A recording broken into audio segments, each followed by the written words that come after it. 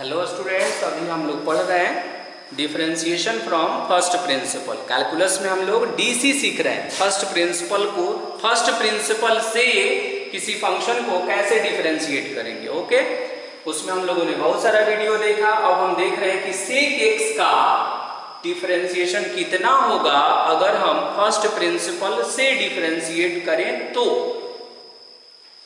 Okay, तो देखते हैं इसका क्या होता है। हमने क्या किया कि लेट हमने उस फंक्शन को f(x) इक्वल टू, और यहां पर कितना है sec x है, इसको हमने फर्स्ट फंक्शन मान लिया। क्या मान लिया हमने? f(x) equal to sec x है और sec x को हमने फर्स्ट फंक्शन मान लिया। अब हम क्या करेंगे कि जब भी हम किसी ट्रिग्नोमेट्रिक फंक्शन का कोई ऑपरेट करते हैं तो उसके डोमेन और रेंज को भी ध्यान में रखते हैं। जैसे सेक है तो सेक को देखेंगे कि x के जगह पर हम क्या क्या रख सकते हैं।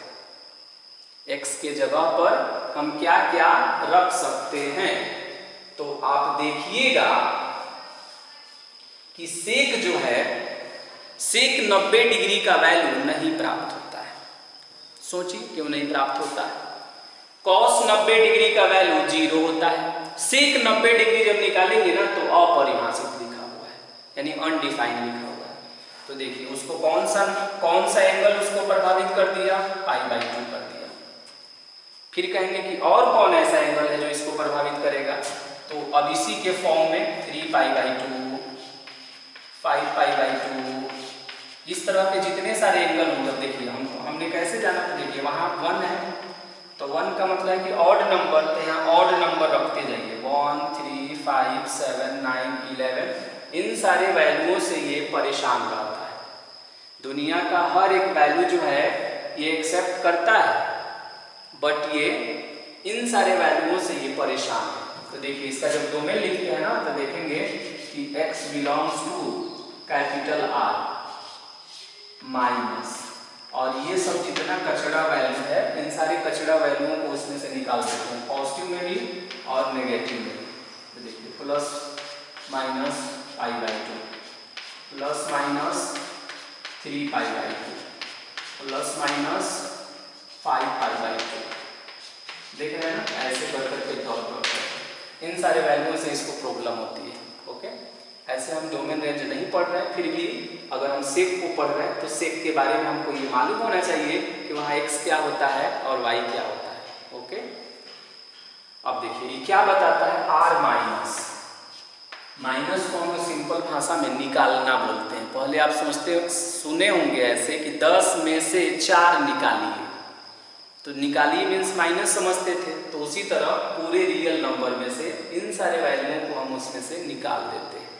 लेकिन ये स्टाइलिश फॉर्म में मैथमेटिक्स में बुक्स में जो है कुछ ऐसे लिखता है, r माइनस 2n प्लस 1 और इंटू में π/2, जहां पर n जो है वो बिलोंग करता है z में। ये बुक में आपको लिखेगा ये, लेकिन दोनों एक ही बात है, बस ये लिखने का स्टाइल बदल गया। कहिएगा ये क्या बताता है, ये 2n प्लस 1। तो आप जानते हैं मैथ्स में जो है वो कॉम्प्लिकेशन फॉर्म में लिखा जाता है, लेकिन सारा कनेक्शन जो है प्रीवियस नॉलेज से है। ये बताता है ना 2n प्लस 1 की 2 के पहाड़ा में 1 जोड़ दीजिए, 2 का टेबल लिख दीजिए, 2 का टेबल लिखते हैं ना, सब में 1 ऐड करते जाइए और सोचिए कैसा होगा। तो देख रहे हैं ना, सब ऑड आ रहा है ना, यहाँ से 3, 5, 7 इसी तरह, फिर उसी तरह हम नेगेटिव में। तो वही 2n प्लस 1 जो होता है ना, ये ऑड मल्टीपल ऑफ π/2 होता है। यानी π/2 का टेबल पढ़ना है लेकिन ऑड टाइम्स में। जैसे देखिए हम पढ़ रहे हैं π/2 1 जा π/2, π/2 3 जा 3π/2, π/2 5 जा 5π/2, π/2 7 जा 7π/2। तो इन सारे वैल्यूओं से इसको प्रॉब्लम होती है, तो उसको इसमें निकाल दिया जाता है। ये तो डोमेन की बात हो गई। अब जब इसमें रेंज देखेंगे, सेक का रेंज देखेंगे, तो इसका रेंज होता है -∞ से लेकर -1 तक और यूनियन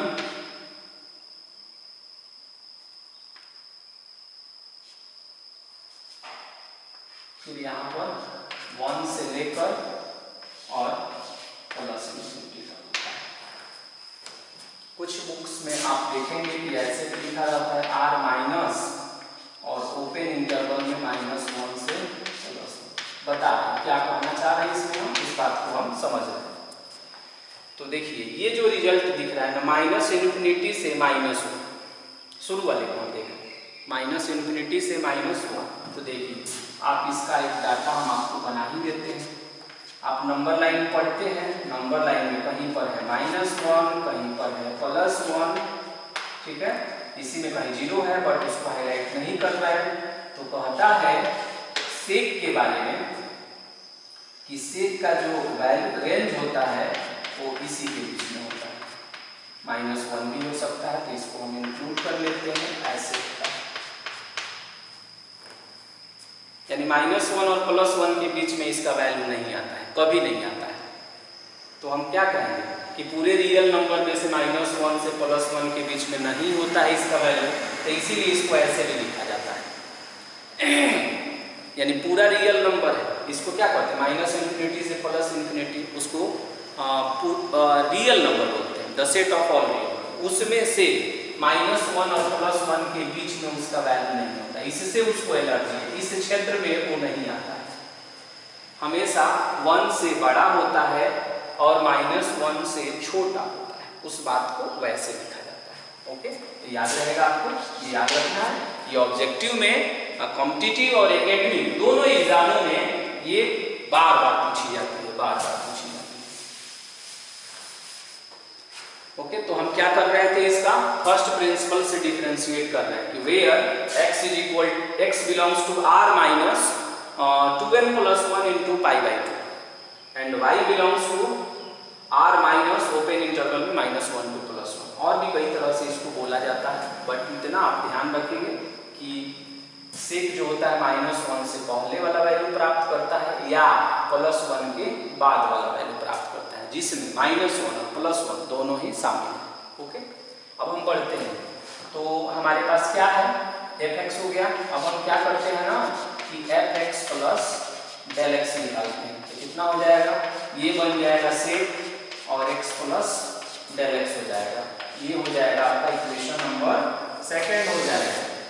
अब क्या करेंगे कि by the definition of first principle हम डायरेक्ट लिख रहे हैं dy/dx। प्रीवियस वीडियोज में हमने सिस्टमैटिक लिखा था। लिमिट डायरेक्ट आप डिक्टेट करिए, क्या आएगा, लिमिट Δx टेंड्स टू 0। यहाँ बताइए क्या आएगा, सेक x + Δx माइनस में सेक x और अपॉन में Δx। सेक c माइनस सेक d का कोई स्पेशल फॉर्मूला नहीं है, सेक को हम कॉस में कन्वर्ट करते हैं। तो लिमिट Δx टेंड्स टू 0, सेक के लिए क्या लिखेंगे, 1/cos और यहाँ हो जाएगा x + Δx माइनस और फिर यहाँ 1/cos x और अपॉन में कितना हो जाएगा, Δx हो जाएगा। एलसीएम तो लिमिट Δx टेंड्स टू 0 और एलसीएम लेंगे तो ये यहाँ जाएगा, तो cos x minus cos x + Δx upon cos x + Δx into में cos x, ये एलसीएम होगा और Δx को भी, ये वाला Δx को भी यहाँ लिख देते हैं। cos c minus cos d का फॉर्मूला कोई बोलिए, याद आ रहा है, नहीं याद आ रहा है तो कोई बात नहीं, हम उसको लिख देते हैं फिर से, cos c माइनस में cos d। तो ये फॉर्मूला होगा 2 sin c + d/2 into sin d - c/2। और इस तरह हम अगर मूव करेंगे फिर तो ये कैसा आएगा, लिमिट Δx टेंड्स टू 0 और cos c minus cos d, तो फॉर्मूला यूज करिए, तो 2 sin c + d x + Δx और अपॉन में 2, फिर इनटू में sin d - x + Δx minus में x और बाई में 2 upon cos x plus del x into में कॉस एक्स और इंटू में डेल एक्स। ओके, अब हम पहुंच गए हैं, बहुत क्लोज है।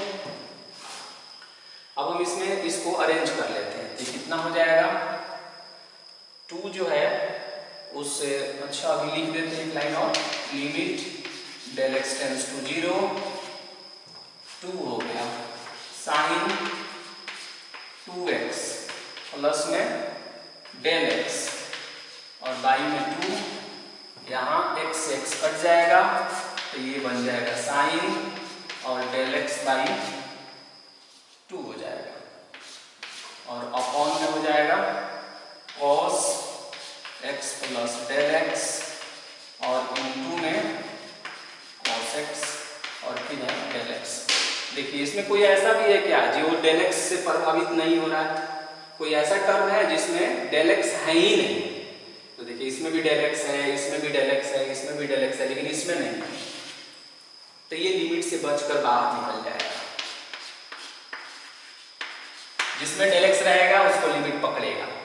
तो देखिए पकड़ रहा है फर्स्ट में limit del x tends to 0 और यहाँ हो जाएगा साइन 2x प्लस में डेल एक्स और बाई में 2, फिर हो जाएगा limit del x tends to 0 sine del x by 2 और अपॉन में डेल एक्स बाई 2। अब देखिए अब कहेंगे E2 कहाँ से लाए? तो यही वाला 2 था, इसको हमने यहाँ सेट कर दिया, फिर ये इन्वर्ट होकर ऊपर चला जाता। अब ऐसा क्यों कर रहे हैं? तो ये फॉर्मूला बनाता है, ये कोई फॉर्मूला नहीं बना रहा है, डायरेक्ट इसमें डेल एक्स के जगह पर 0 हिट करेंगे, जहाँ जहाँ डेल एक्स है वहाँ 0 रख देंगे। तो साइन 2x प्लस में 0 और बाई में 2 और इसका फॉर्मूला 1 होता है। और हाँ, limit theta tends to 0 sine theta by theta 1 होता है। लेकिन एक इसमें भी प्रॉब्लम है और वो क्या है? तो यहाँ डेल एक्स बाई 2 है, यहाँ डेल एक्स बाई 2 है, यहाँ नहीं है। तो क्यों नहीं हम यहाँ डिवाइड कर देते हैं, इसको हाईलाइट कर देते हैं, दोनों साइड में 2 से डिवाइड कर देंगे। तो डेल एक्स बाई 2 और 0 में जब 2 से डिवाइड करेंगे तो कितना आएगा? 0 ही आएगा। तो इसमें लिखने की जरूरत नहीं है। तो del x by 2 del x by 2 del x by 2 तीनों एक जैसा हो गया, तो इसका वैल्यू कितना हो जाएगा? 1 हो जाएगा। 2 से 2 कैंसिल हो जाएगा। तो कितना हो गया ये?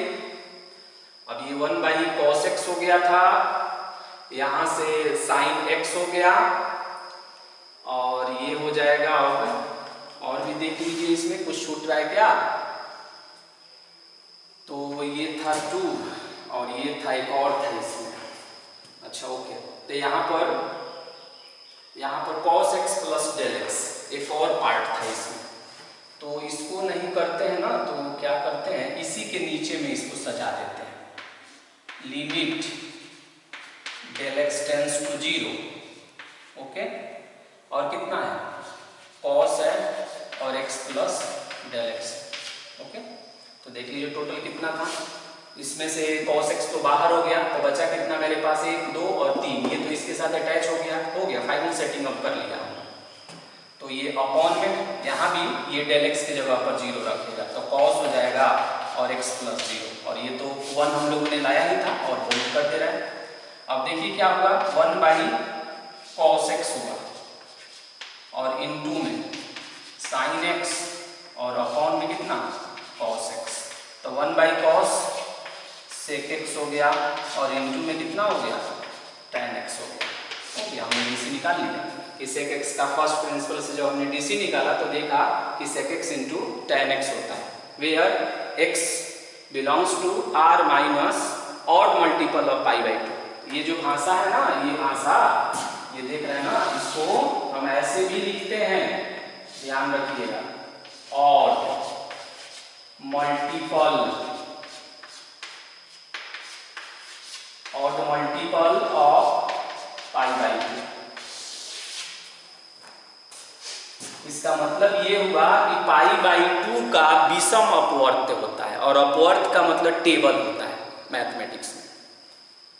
Odd multiple of pi by 2 यानी पाई बाई 2 का विषम अपवर्त। कैसे बोल रहे थे कि पाई बाई 2 में 1 से मल्टीप्लाई करिए, पाई बाई 2 में 3 से करिए, पाई बाई 2 में 5 से करिए, पाई बाई 2 में 7 से करिए, इसीलिए उसको कहा जाता है odd multiple of pi by 2, यानी पाई बाई 2 का वो विषम अपवर्त होता है और उन सारे वैल्यू से उसको प्रॉब्लम है, इसीलिए उसमें माइनस कर दिया जाता है। तो इसका x क्या होता है, r minus odd multiple of pi by 2, या जैसे देखिए हम ऐसे भी बोल सकते हैं। रेंज क्या होता है, तो एक सिंपल में बोल देंगे कि -1 और +1 के बीच का छोड़कर बाकी सब होता है। -1 और +1 के बीच में इसको प्रॉब्लम है, उसमें एंट्री नहीं करता है। ओके, अब हम लोग और भी प्रश्न इसके देखते हैं।